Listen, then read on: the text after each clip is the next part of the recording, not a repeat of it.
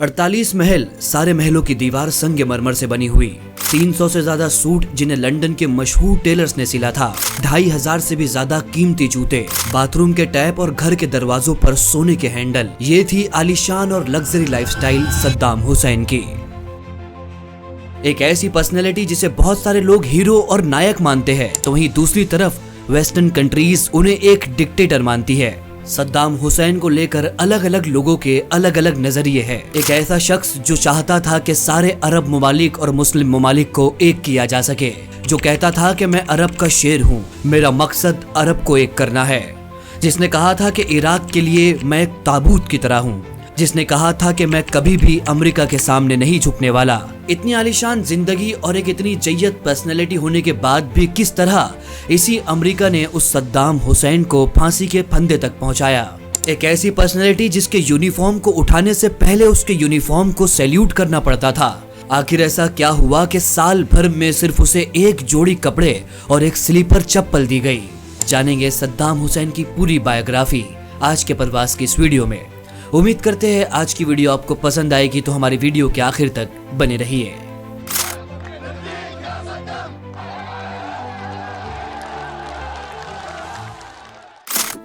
सद्दाम हुसैन की पैदाइश 28 अप्रैल 1937 को इराक के शहर बगदाद में हुई। सद्दाम हुसैन की पैदाइश एक बहुत ही गरीब खानदान में हुई थी और पैदाइश के कुछ ही वक्त बाद सद्दाम हुसैन के वालिद का कैंसर की वजह से इंतकाल हो गया। सद्दाम हुसैन के बड़े भाई का भी कैंसर की वजह से इंतकाल हुआ। अब सद्दाम हुसैन और इनकी मां घर में अकेले बचे थे। सद्दाम हुसैन जिस वक्त छोटे थे, इसी वक्त इनकी मां ने इन्हें इनके चाचा के घर पर छोड़ दिया और सद्दाम हुसैन की जिंदगी की बाकी परवरिश इनके चाचा ने ही की। जिस वक्त सद्दाम हुसैन अपनी मां की कोख में थे, इस वक्त सद्दाम हुसैन की मां ने बहुत सारी अबॉर्शन पिल ली थी ताकि वो बच्चे को अबॉर्ट किया जा सके। लेकिन ये खुदा की मसलहत ही थी कि इसके बावजूद भी सद्दाम हुसैन ने इस दुनिया में जन्म लिया। सद्दाम हुसैन जिस वक्त छोटे थे, इसी वक्त इनकी मां ने इन्हें इनके चाचा के घर पर छोड़ दिया और सद्दाम हुसैन की जिंदगी की बाकी परवरिश इनके चाचा ने ही की। इसके बाद सद्दाम अपने चाचा के घर पर रहकर ही स्कूल और कॉलेज की पढ़ाई को मुकम्मल करते हैं। जिस वक्त सद्दाम हुसैन 20 साल की उम्र तक पहुंचे तो इन्हें पॉलिटिक्स में आहिस्ता आहिस्ता इंटरेस्ट आने लगा। सद्दाम हुसैन के चाचा उस वक्त बाथ नाम की एक पॉलिटिकल पार्टी को सपोर्ट किया करते थे। अपने चाचा को देखते देखते सद्दाम हुसैन ने भी ये पार्टी ज्वाइन कर ली और सिर्फ 20 साल की उम्र से ही सद्दाम हुसैन हुकूमत के खिलाफ मुजाहिरे में इस पार्टी में आगे आगे रहते थे। आहिस्ता आहिस्ता सद्दाम हुसैन का नाम पार्टी में ऊपर जाता जा रहा था। 1958 के वक्त में इराक में इनकलाब आया और बरतानवी हुकूमत का खात्मा हुआ। किंग फैसल की मौत हुई और 1960 में सद्दाम हुसैन की इसी बाथ पार्टी ने इराक में अपनी हुकूमत कायम की। अब चूंकि सद्दाम हुसैन बाथ पार्टी के बहुत ही आला मेंबर्स में शामिल किए जाने लगे थे, सद्दाम हुसैन का इस पार्टी में एक बहुत ही ऊंचा लेवल होता जा रहा था। इस वक्त सद्दाम हुसैन अहमद हसन अल बाकर के बहुत ही खास थे और हुकूमत बनने के बाद सद्दाम हुसैन ने इस पार्टी के लिए बहुत सारे खुफिया काम किए। सद्दाम हुसैन के ऊपर ये भी आरोप लगे कि उन्होंने लोगों को जान से मरवा कर उनके टुकड़े टुकड़े कर दिए। सद्दाम हुसैन की पार्टी के खिलाफ जो भी बागी आवाज उठाता, सद्दाम हुसैन उन सारे लोगों को ठिकाने लगा देते। यूं तो इराक के सदर अहमद हसन अल बाकर थे, लेकिन सद्दाम हुसैन पीछे से इनको पूरा सपोर्ट करते थे। जो भी आवाज इनके खिलाफ उठती, सारी आवाज को सद्दाम हुसैन अपनी ताकत से दबा दिया करते थे। बाथ पार्टी की इस हुकूमत ने ऑयल इंडस्ट्री को नेशनलाइज किया, एजुकेशन को फ्री कर दिया, हेल्थ फैसिलिटीज को फ्री किया, सारे लोगों को फ्री में घर दिए, लोगों को जॉब दिलाई और इराक की आर्मी को मॉडर्न वेपन प्रोवाइड किए। सद्दाम हुसैन का ये रौब और दबदबा आहिस्ता आहिस्ता बढ़ता जा रहा था। अपने बढ़ते हुए रौब और दबदबे को देखते हुए सन 1989 में सद्दाम हुसैन ने सदर अहमद हसन अल बाकर को जबरदस्ती इस्तीफा दिलवाया और खुद इराक के सदर बन गए। और इसी तरह सद्दाम हुसैन ने तकरीबन 24 सालों तक इराक की हुकूमत को संभाला और इराक ने इस वक्त ऐसी तरक्की की जो कि बहुत ही काबिले जिक्र भी है। लेकिन हुकूमत करते करते सद्दाम हुसैन अपनी एक लग्जरी और लेविश लाइफस्टाइल जीते थे। उन्होंने अपने इसी हुकूमत के दौरान 48 महल बनाए थे। उनके टेलर लंदन से उनके कपड़े सिलने के लिए आते थे। उनके लिए एक रूम डेडिकेटेड था जहां पर उनके शूज रखे जाते थे। सद्दाम हुसैन के पास इतनी ताकत थी कि उन्होंने इराक के कानून को अपने हिसाब से बदल दिया था। इराक के सदर सद्दाम हुसैन ने पूरे इराक के अंदर अपने इतने ज्यादा स्टैच्यू बनाए कि सुबह बच्चा उठकर सबसे पहले सद्दाम हुसैन को देखता था। अब हम आपको सद्दाम हुसैन के कुछ फोटोज दिखाते हैं।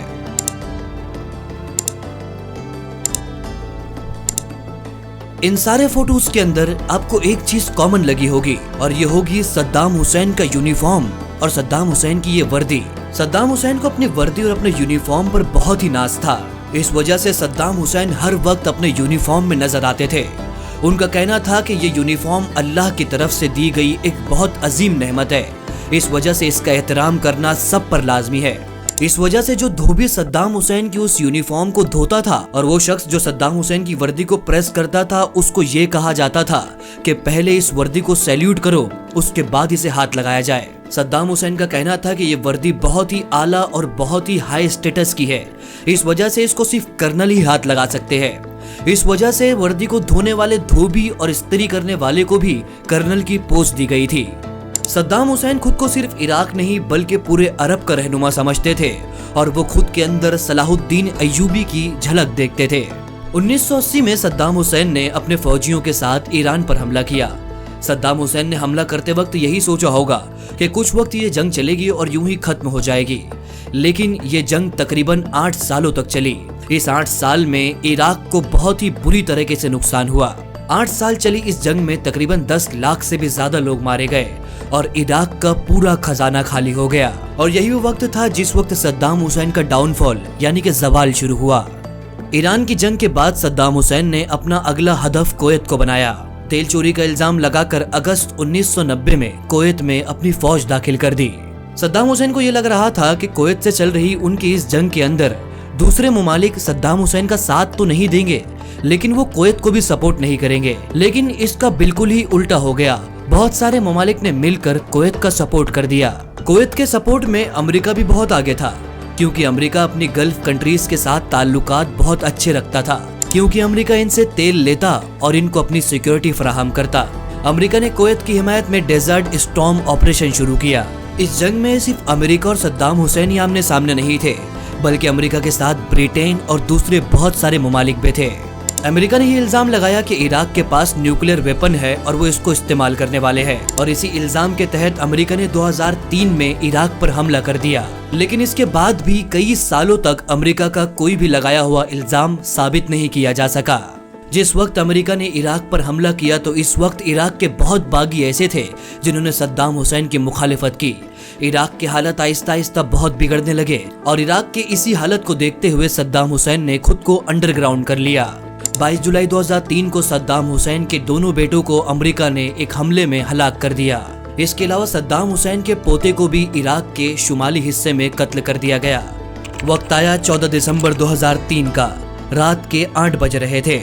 इराक के तकरीत के इलाके में बहुत ही बुरी हालत में सद्दाम हुसैन को गिरफ्तार कर लिया गया। इसके बाद सद्दाम हुसैन पर अमेरिका की निगरानी में मुकदमा चलाया गया। इस केस में सद्दाम हुसैन पर 148 कुर्दों को मारने का इल्जाम लगाया गया और आखिरकार सद्दाम हुसैन को मौत की सजा सुनाई गई। इराक का ऐसा सदर जिसके सिगार हवाना से बनकर आते थे, जिसके पास तकरीबन 300 से भी ज्यादा सूट थे जो स्पेशल टेलर सिला करते थे, जिसके मशरूबात को फ्रांस की बड़ी बड़ी कंपनियां बनाया करती थी।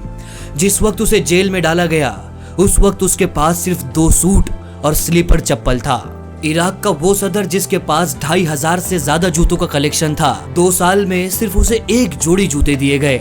सद्दाम हुसैन की जिस वक्त कोर्ट में हेयरिंग चल रही थी, एक के बाद एक सद्दाम हुसैन के तीनों वकीलों को कत्ल कर दिया गया। इसके खिलाफ सद्दाम हुसैन ने कोर्ट में भूख हड़ताल तक की थी और सद्दाम हुसैन ने ये इल्जाम लगाया था कि उनका ये सारा मुकदमा अमेरिका के हिसाब से चलाया जा रहा है। सद्दाम हुसैन ने कोर्ट को एक एप्लीकेशन लिखी।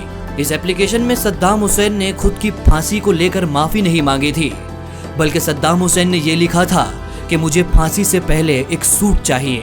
सूट इसके लिए ताकि जिस वक्त मुझे फांसी पर चढ़ाया जाए उस वक्त ठंडी की वजह से मेरा बदन कांपे तो मेरे लोगों को ये ना लगे कि उनका लीडर और उनका सदर डर की वजह से कांप रहा है। 5 जजों की बेंच ने सद्दाम हुसैन के केस को स्टडी करने के बाद 30 दिसंबर 2006 ईद उल अजहा के दिन फांसी की सजा सुनाई और इस फांसी के पूरे इवेंट को टेलीविजन पर लाइव टेलीकास्ट किया गया।